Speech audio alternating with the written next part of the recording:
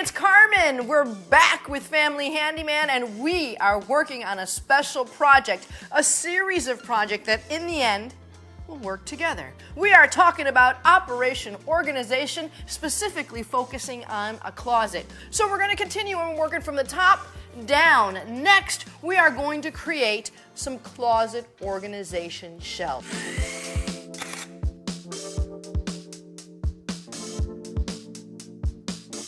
We're going to start with one big box. Then we're going to put a center shelf that will be a little taller on the bottom and a little shallower on the top. Not shallow, actually lower on the top.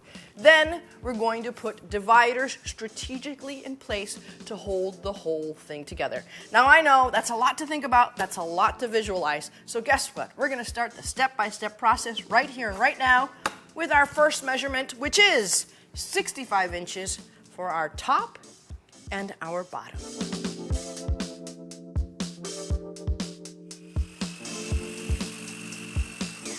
So as I'm building and cutting, I'm looking for what side of the piece of wood looks better. Yes, there's always one side that looks better than the other. There's a milling process when they're being manufactured, and for some reason, the manufacturers make one side a little bit better than the other side. So strategically, I'm going to leave this side back here. I can see some of the milling marks on it. This side is nice and pristine.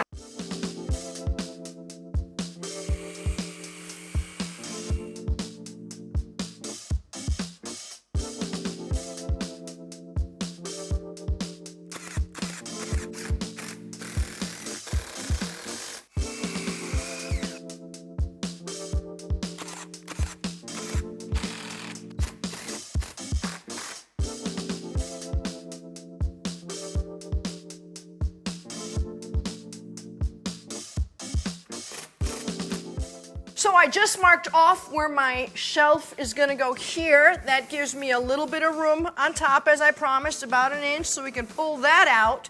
But then that also leaves me enough space to be able to put my shoe compartments, and it will rest right there. And I've got a little bit of space on top as well. So now we take this measurement from side to side.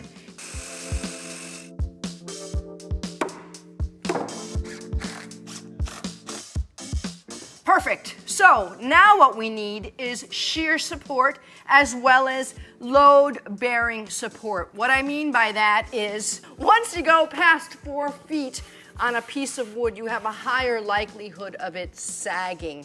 For decking, they usually recommend at minimum 24 inches on center, but we like to even go sometimes 16 and 12 inches on center depending on what you're building and how heavy it is.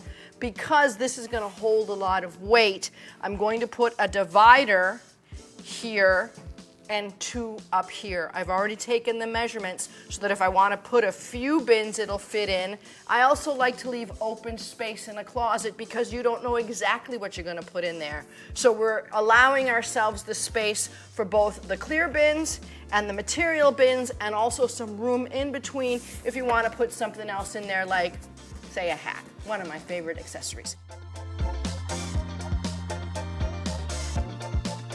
When we put this piece in the closet, it's going to rest on the brackets that are supporting the long clothing rod. They're designed for that. It's got holes in it that will be able to screw it in from underneath.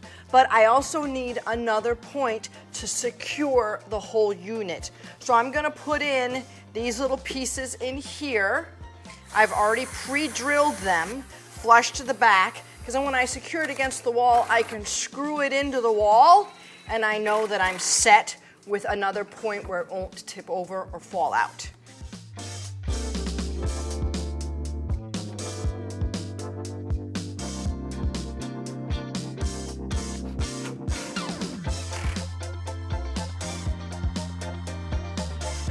So we focused on creating shelves for the upper area. I went ahead and purchased some clear bins for shoes and some material bins for the second shelf. That locked me into measurements. Really, if you look at it, we just made a couple of boxes, did some decisions for some dividers to create support and we prevent any sagging.